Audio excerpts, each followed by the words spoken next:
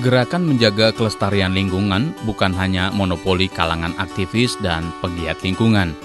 Kini kalangan perbankan pun diajak untuk turut peduli lingkungan lewat program Green Banking yang dicetuskan Kementerian Lingkungan Hidup dan Bank Indonesia.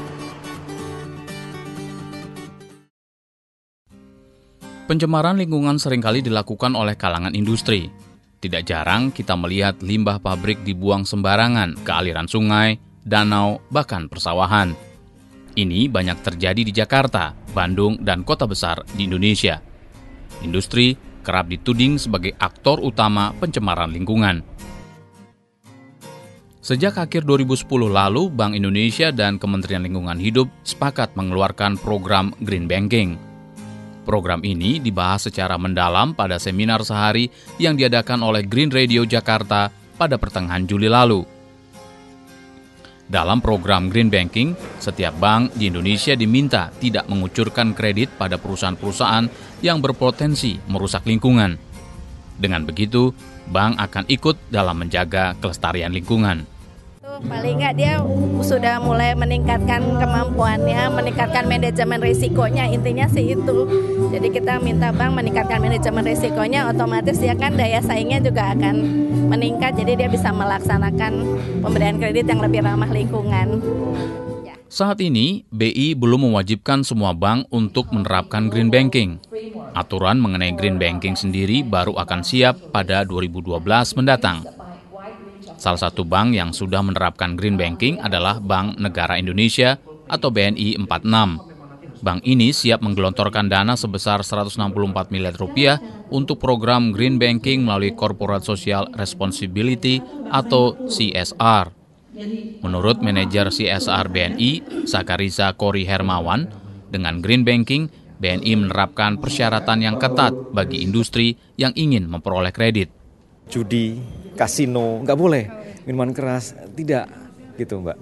Ya, kemudian itu pasti sudah langsung red, jadi ada traffic light kami punya Mbak. Jadi kalau sudah masuk red, sebagus apapun juga, mau keuntungannya 200% sebulan pun nggak masuk dari aspek sektor industrinya. Program Green Banking ini disambut baik oleh kalangan pegiat lingkungan. Direktur Eksekutif Yayasan Kehati Indonesia, MS Sembiring, mengatakan masalah lingkungan tidak bisa dilepaskan dari persoalan ekonomi. Kegiatan ekonomi selama ini dikonotasikan itu bisa berdampak buruk terhadap lingkungan. Seperti industri-industri ekstraktif, pabrik yang membuang limbahnya sembarangan.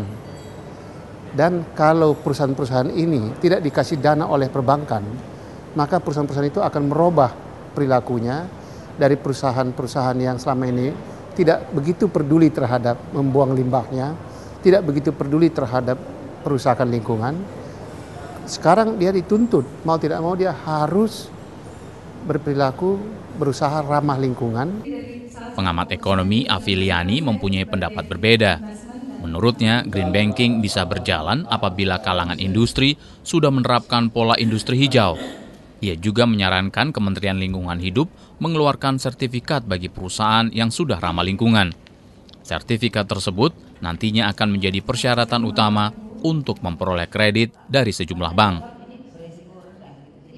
Jadi Green Banking ini jangan bicara bankingnya dulu, green industry dulu deh gitu ya. Karena apa?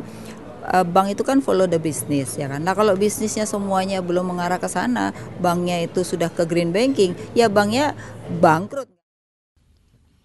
Meski begitu, Direktur Eksekutif Yayasan Kehati Indonesia MS Sembiring optimistis Green Banking dapat memberi sumbangsi pada penyelamatan lingkungan. Apalagi nantinya program ini akan diikuti oleh seluruh bank di Indonesia.